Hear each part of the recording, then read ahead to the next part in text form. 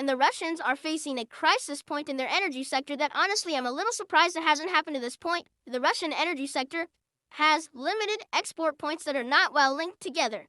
They've got a single spot out on the Far East that kind of is its own network, and then out on the western side they've got a few ports on the Baltic Sea and the Black Sea, and the rest are piped exports that go through Ukraine or Belarus into Europe proper.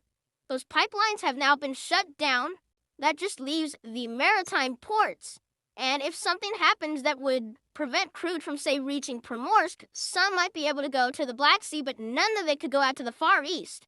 So the Russians are losing flexibility within their system. And now that we've got roughly 750,000 barrels per day of throughput on the Baltic Sea that can't flow, and now that we have 20% of refining offline, all of a sudden there's somewhere in the vicinity of about 2 million barrels a day of crude produced that can't go anywhere. And like the American system where there's massive tank farms in every major city, the Russians don't have that.